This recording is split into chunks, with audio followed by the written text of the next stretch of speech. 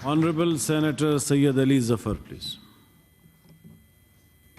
मेहरबानी चेयरमैन साहब, आज हम इस जगह पे जो जमा हुए हैं वो सिर्फ पाकिस्तानियों की हैसियत से नहीं, सेनेटर्स की हैसियत से नहीं, मेरा ख्याल है कि जमहूरियत के मुहाफ़िज़ों की हैसियत से खड़े हुए हैं। क्योंकि जनाब चेयरमैन, एक बहुत बड़ा जुर्म हुआ है जिसने मुल्क की बुनियादें हिला दी हैं। हमारा अब फ़र्ज़ है आज कि जो ज़ख़म है उसको किस तरह ठीक किया जाए। जनाब चेयरमैन, सबसे पहले तो मैं पाकिस्तान की कौम को ख़राज तहसीन पेश करना चाहूँगा, क्योंकि उन्होंने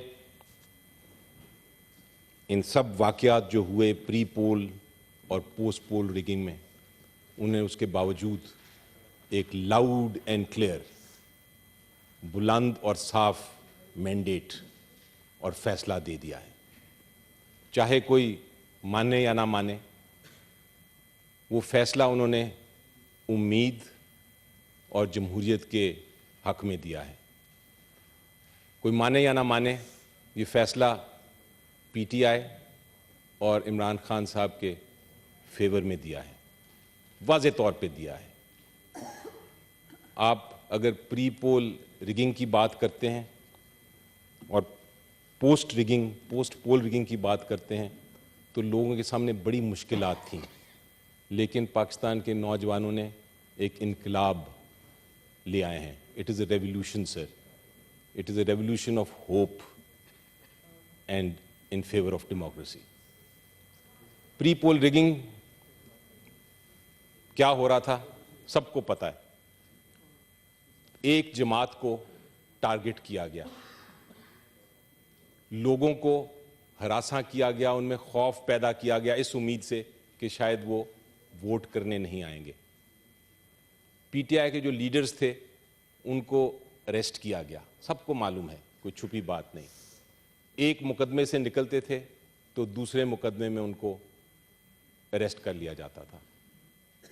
जब इलेक्शन कैंपेन शुरू हुई, सुप्रीम कोर्ट ऑफ पाकिस्तान ने अनाउंस किया कि 8 फरवरी को इलेक्शन होंगे, तब से लेके इलेक्शन डे तक एक भी जलसा नहीं करने दिया पीटीआई को। जब पीटीआई के कैंडिडेट्स बाहर निकलने की कोशिश करते थे, लोगों के साथ, अवाम के साथ मुलाकात करने की कोशिश करते थे, तो उनके घरों में रेड्स हो जाते थे, उनको नॉमिनेशन पेपर्स फाइल नहीं करने दिए गए। मैं अपनी जो दूसरी जमातें हैं उनको अगर उनकी इस पिछले 30 दिन की तारीख देखूं तो बड़े बड़े जलसे किए उन सब ने। एक तरफ जलसा हो रहा होता था एक ओपोनेंट पॉलिटिकल पार्टी का, तो दूसरी तरफ सेक्शन 144 लग जाता था कि पीटीआई का जलसा ना हो। ये थी प्री पोल रिगिंग।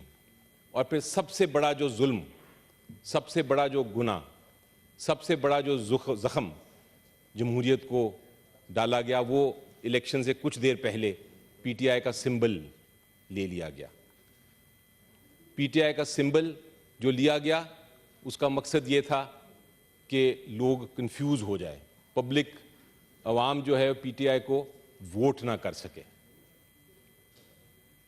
लेकिन असल में ये अवाम की जो बुनियादी हक था वो उनसे छीना गया। और मेरा ख्याल है मेरे जो साथी हैं पीपल्स पार्टी वाले, उनको याद होगा कि एक जब कानून पास किया गया था और उस कानून में ये कहा गया था कि एक पॉलिटिकल पार्टी जो सियासी जमात है वो सिंबल उसको नहीं मिलेगा, तो मोहतरमा बेनज़ीर भुट्टो शहीद ने एक केस फाइल किया जो हमारी जुरिस्डिक्शन का एक बड़ा फेमस केस है, बड़ा मशहूर केस है। और उसमें पूरा सुप्रीम कोर्ट बैठा, सारे जज साहब बैठे, और उन्होंने कहा कि सिंबल जो है ये किसी सियासी जमात का हक नहीं, ये लोगों का, ये अवाम का एक बुनियादी हक है आर्टिकल 17 के तहत, और ये किसी सूरत में नहीं छीना जा सकता। लेकिन बहरहाल वो छीना गया। सुप्रीम कोर्ट ऑफ पाकिस्तान ने जजमेंट दे दी, 3 मेंबर बेंच बैठा और उन्होंने वो जो 17 मेंबर बेंच की बेनज़ीर भुट्टो जजमेंट थी उसको जिक्र भी नहीं किया। मेरी नज़र में ये फैसला बिल्कुल गलत है और अगर किसी ने असल फैसला, दुरुस्त फैसला देखना है तो मैं पेशावर हाई कोर्ट के जो 2 जज साहिबान थे उनके फैसले का जिक्र करूंगा। वो पेशावर हाई कोर्ट के 2 जज साहिबान जो थे उनको खराज तहसीन हमें पेश करनी चाहिए। उन्होंने सिंपल एक बात की, उन्होंने कहा ये सिंबल जो है ये किसी भी जमात से नहीं लिया जा सकता, पीटीआई छोड़ दें, किसी जमात से नहीं लिया जा सकता क्योंकि हमारे लोग सिंबल के बेसिस पे वोट करते हैं। इलेक्शन से हफ्ता पहले एक और कोशिश की गई और वो कोशिश थी कि 3 मुकदमात में इमरान खान साहब को सज़ा दे दी गई, पीटीआई के फाउंडर मेंबर को सज़ा दे दी गई ताकि वो नाअहल हो जाएं और लोग जो हैं वो इतने परेशान हो जाएं कि वो वोट करने ही ना आए। 30 दिन में 3 केसों का फैसला हुआ और ये क्लासिक एग्जाम्पल है, ये क्लासिक मिसाल है मिस ट्रायल की, अनफेयर ट्रायल की। और आज मैं कहूँगा अपने सारे साथियों को कि अगर ये केसेस सेटिसाइड नहीं हुए हाई कोर्ट के ज़रिए तो ये एक जहरीला तीर की तरह हर पॉलिटिशियन के लिए नुकसानदेह होगा। ये केसेस जो हैं, इस तरह के मुकदमे, इस तरह के मिस ट्रायल जिसमें ट्रायल ही ना हो और सज़ा सुना दी जाए, जिसको विच हंट कहा जाता है, ये हर सियासतदान जो है इस मुल्क का वो सफ़र करेगा। और जो आज हंस रहे हैं या सपोर्ट कर रहे हैं इन 3 केसेस की सज़ा को, कल ये सज़ाएं उनको भी इसी तरह मिल सकती हैं। इन केसों में हुआ क्या सर? आज से 100 साल पहले आपने सुना होगा विच हंट का जहां से लफ्ज़ आया था। 1600 साल पहले औरतों को पकड़ के कह देते थे कि ये डैने हैं, इनको सज़ा दे दो। उसको वहाँ से विच हंट का लफ्ज़ पैदा हुआ कि ट्रायल के बगैर सज़ा देना। ये तीनों केसेस ट्रायल के बगैर सज़ा दी गई। इन केसों में आप सोचें, हम पार्लियामेंट हैं, 18वीं तरमीम के वक्त एक आर्टिकल 10A हमने आइन में लेके आए थे और आर्टिकल 10A ये कहता है कि हर एक को जो क्रिमिनल केस है हर एक का एक प्रॉपर फेयर ट्रायल के ज़रिए सुना जाएगा, जिसके अंदर आपको वकील करने का हक भी होता है, आपको जिरा करने का हक भी होता है, आपको अपनी दफा में जो डिफेंस में जो आपकी एविडेंस है, जो शहादतें हैं, वो पेश करने की भी इजाज़त होती है। लेकिन इस केस में क्या हुआ, इन तीनों केसों में, कि इमरान खान साहब के वकीलों को बंद कर दिया गया कमरे में। अडयाला जेल में ये केसेस चल रहे थे, मैंने ये खुद विटनेस किया क्योंकि मैं भी विटनेस करने गया था वो ट्रायल्स। उनके वकीलों को बंद कर दिया गया और उनकी जगह अदालत ने ज़बरदस्ती अपने वकील दे दिए। और वो वकील कौन थे? वो वकील प्रोसिक्यूशन की टीम में से थे। प्रोसिक्यूशन की टीम में से वकील दे दिए उनको और फिर उनको जिरा करने नहीं दी, उनको शहादत पेश करने नहीं दी, उनके वकीलों को जेल के अंदर से आके ट्रायल में पेश होने की इजाज़त नहीं दी गई और सज़ा हो गई। कोशिश ये थी कि सज़ा की वजह से शायद लोग परेशान होंगे, लेकिन उसका उल्टा असर हुआ।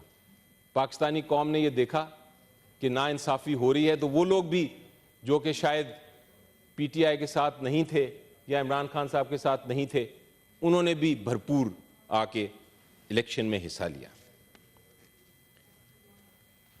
ये सारी चीज़ों के बावजूद खौफ की दीवारें तोड़ते हुए 8 फरवरी को भरपूर तरीके से अवाम ने वोट किया, मैंडेट दिया अपना और एक रेवोल्यूशन लेके आ गए। लेकिन बदकिस्मती से प्री पोल रिगिंग जब नाकाम हुई तो रात के अंधेरे में पोस्ट पोल रिगिंग हमने देखने में आई, जहां हर एक को पता था कि रिजल्ट्स क्या हैं, लेकिन फिर वो रोका गया, इंटरनेट बंद किया गया, इंटरनेट ट्विटर बंद किया गया, मीडिया पे कवरेज बंद की गई और वोट्स तब्दील करके जो हारने वाले कैंडिडेट्स थे उन्हें जुल्म जमहूरियत के साथ। मैं ये कहता हूं सर चेयरमैन साहब, बिल्कुल हमें ज़रूरत है हीलिंग की, बिल्कुल हमें ज़रूरत है आगे देखने की। ये लोग बात कर रहे हैं कि इलेक्शन हो गया आगे देखो, इलेक्शंस कम एंड गो, लोग कहते हैं फिर नेक्स्ट इलेक्शन का इंतज़ार करो, लेकिन ये इतनी आसान बात नहीं। ये मामला है अवाम के मैंडेट को चोरी करने का, और अगर आप तारीख देखें तो जब भी अवाम का मैंडेट चोरी किया गया है और रेवोल्यूशन को रोकने की कोशिश की गई है तो एनार्की है। मुझे डर लगता है, मुझे खौफ है कि ये चीज़ किसी के कंट्रोल में नहीं रहनी। अगर ये मैंडेट वापस ना लिया गया तो मैं आज सोचता हूं और मैं तारीख को देख के सोचता हूं कि फिर किसी के हाथ में ये नहीं रहेगा। आज आप कोशिश कर लेंगे कि एक ऐसी हुकूमत बना लें जिसके पास लेजिटिमेसी नहीं होगी, लोगों का मैंडेट नहीं होगा, तो वो हुकूमत नाकाम रहेगी। बहुत सारे क्राइसिस हैं सर, हमारे पास एजुकेशन का क्राइसिस है, इकोनॉमिक क्राइसिस है, हेल्थ का क्राइसिस है, लोग बाहर जा रहे हैं छोड़ के मुल्क, परेशान हैं। ये सारे क्राइसिस सिर्फ और सिर्फ वो लीडरशिप उनको हल कर सकती है जिनके पीछे अवाम का मैंडेट हो, जिनके पीछे लेजिटिमेसी हो। अगर लेजिटिमेसी नहीं होगी जनाब चेयरमैन तो ये मामलात हल नहीं हो सकेंगे। क्यों नहीं, मैं कहता हूं क्यों नहीं, जो अवाम ने मैंडेट जिसको दिया है बनाने दें उसको हुकूमत, आने दें उसको, चलाने दें, उसके पीछे लोगों का इत्मीनान होगा, और अगर ये इत्मीनान नहीं होगा तो सब कुछ फेल हो जाएगा। मैं कहता हूं सर आज ही रेजोल्यूशन पास करें, आज ही हम सब मिलके, क्योंकि हम मुहाफिज हैं जमहूरियत के, आज ही हम कहते हैं इलेक्शन कमीशन को बुलाएं, इधर सामने बुलाएं और उनको कहें कि जो मैंडेट है जो चोरी किया गया वो वापस करें। इसके बगैर सर कोई चारा नहीं है, इनारकी होगी खुदा न खास्ता। शुक्रिया।